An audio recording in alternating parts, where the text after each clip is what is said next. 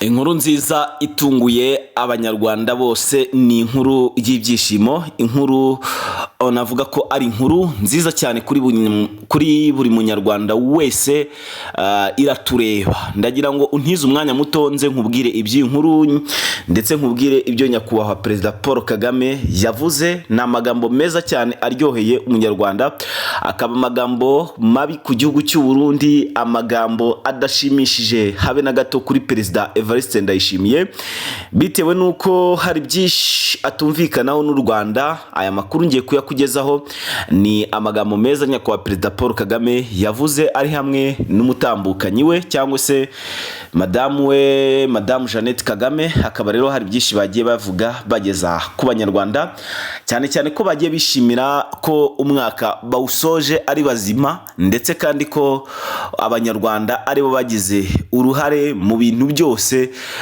kandi bashimira buri umwe wese bavuga ko uyu mutekano dufite ari ukubera umuturage umunyarwanda, bavuga ko iterambere tugezeho ari ukubera umunyarwanda. Bavuga byinshi bigiye bitandukanye, bavuga ko ari abaturage babigizemo uruhare. Hagati aho ndaje nyagusomere aya makuru yose, nibyo Perezida Paul Kagame nyakubahwa nyine yavugiye mu nama yamuhuzaga n'abaturage mu birori bisoza umwaka ku itariki 29 Ukuboza 2025. Uyu munsi rero turi ku itariki ya 2 z'ukwezi kwa mbere umwaka 2026. Mbonero no kubifuriza kugira umwaka mushya muhire.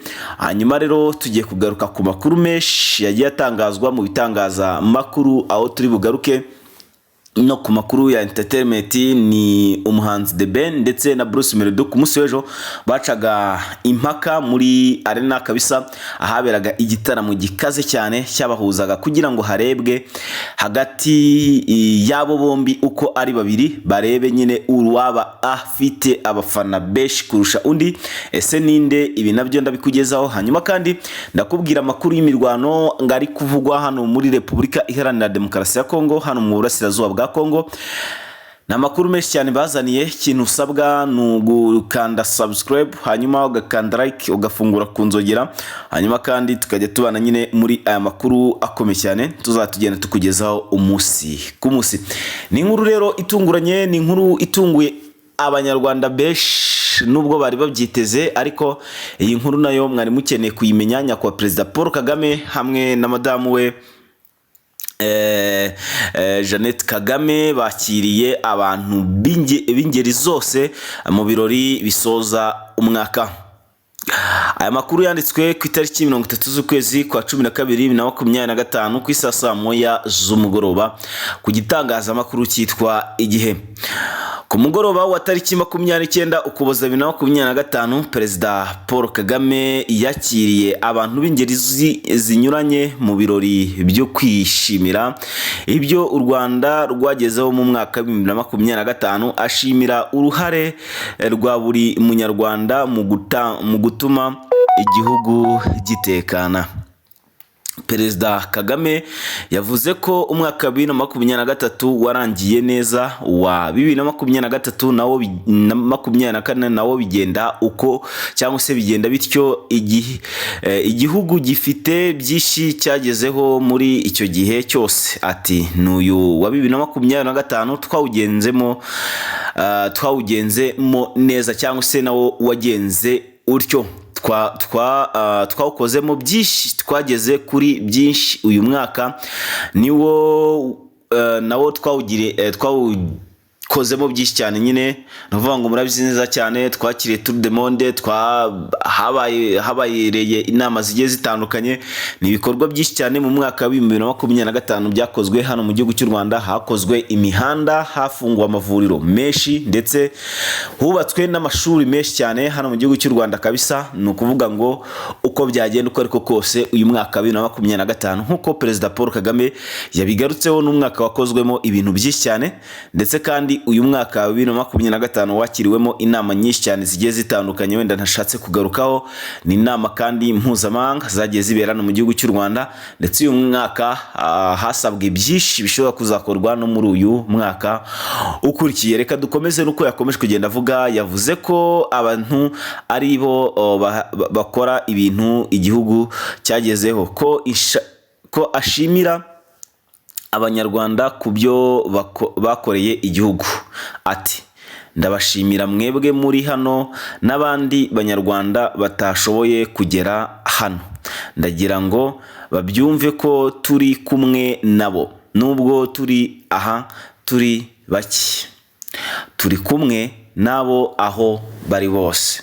Ukuvuga ngo bari kumwe, ni ukuvuga ngo we yasobanuye ko ashimira buri munyarwanda uwo ari we wese, nubwo aho bari mu nama nyine habashije kugera bakeya.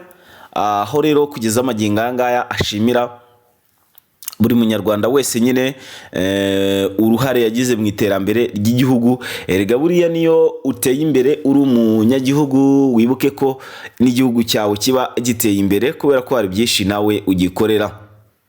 Hanyuma kandi yashimiye ingabo z'igihugu, abasore n'inkumi barara ijoro n'amanywa bagatanga ubuzima bwabo kugira ngo ubwanyu bukomeze kumererwa neza cyane. Ni ukuvuga ngo yashimiye abapolisi, abasirikare, inzego z'umutekano zose zirara zikanuye kugira ngo twebwe abanyarwanda dusinzire neza cyane.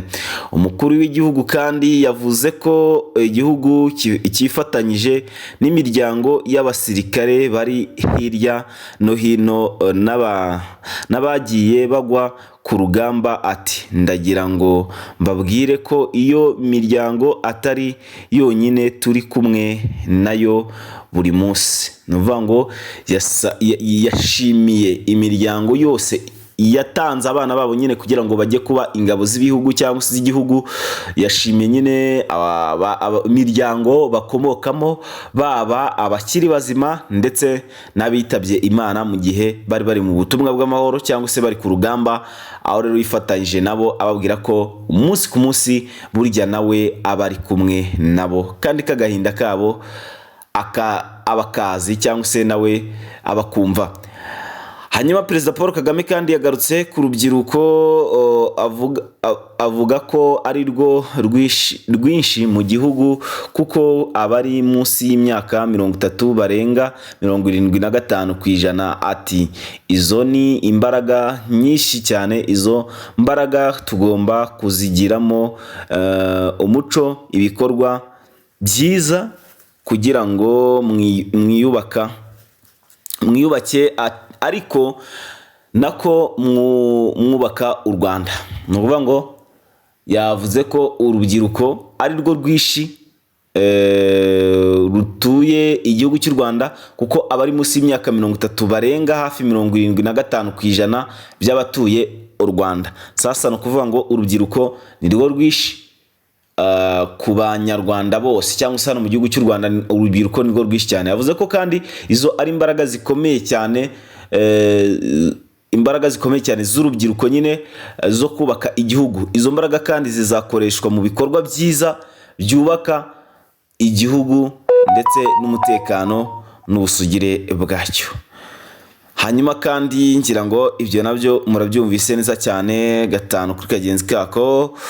Ikindi nababwira nuko yagarutse ku magambo yavuzwe na Perezida Evariste Ndayishimiye. Yakomeje avuga ko abanyarwanda, yongeye asubiramo ya magambo ati abanyarwanda muryame musinzire amasaha 28 kuri 28 u Rwanda rufite umutekano kandi ko nta ntambara n'imwe ruteganya. Hanyuma tugiye kugaruka kandi amakuru ari kuvugwa neza nuko Ububiligi bwamaganye RDC yisabiye abatutsi basabwa guharabika nyine baharabitswe cyane hano muri RDC. Nuvuga ngo Ububiligi nyine nabwo bwamaganye aya magambo yavuzwe na Sylvain Ekenge, ngira ngo murabizi neza cyane kuri televiziyo na radio by'igihugu, aho rero yagiye avugiraho amagambo ateye isoni, ateye ubwoba bukomeye cyane ku baturage bose b'abanyamurenge. Hanyuma kandi munyemerere mbagezeho andi makuru ari kugenda avugwa hirya no hino. Turagaruka mu kanya gato dusoma kuri iyi nkuru yanditswe ku gitangazamakuru cyitwa Igihe, nyuma yuko Sylvain Ekenge nawe agize atya kibasira abaturage mu bwoko bw'abatutsi. Ahangaha rero ndagira ngo nabyo nze tubigarukeho neza cyane.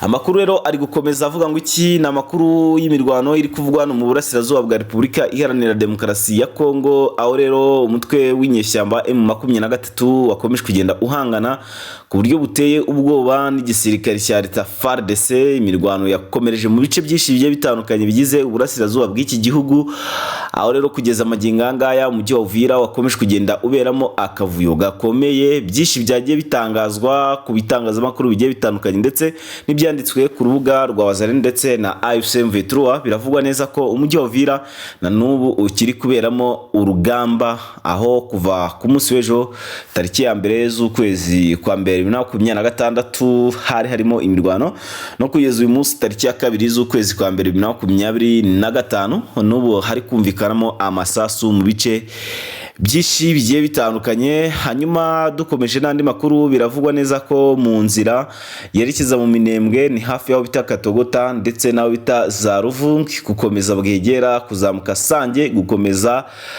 iyo ngiyo ukagera muri za Mwenga. Hanga makuru aravugwa neza ko hari imirwano ndetse abasirikare ba 23 bateze ambush Wazalendo, hakaba rero haguyemo abatari bakiya cyane. So ngira ngo ibyo murabyumva neza cyane, nago byoroshye hano mu burasirazuba bwa Kongo. Ibintu bikomeje kuba shambaride cyangwa se bikomeje kugenda nyine bifata indi ntera. Imirwano ikomeje kugenda yumvikana ku buryo bukomeye cyane. Sasa gira ngo birumvikanye neza cyane gatanu kuri kagenzi kako, ntago ibintu byoroshye habe na gatoya, ndetse runo rugamba rukaba rwakomeje kugenda rufata intera muri teritwari ya Shabunda. Ahangana naho humvikanyemo amasasu ndetse na hano muri Warungu naho humvikanyemo amasasu, ndetse no mu gace kanzibira nako nuko byagenze. Reka mbashimire, mu kanya gato ndaje ngaruke mbahereze andi makuru agezweho. Ciao ciao.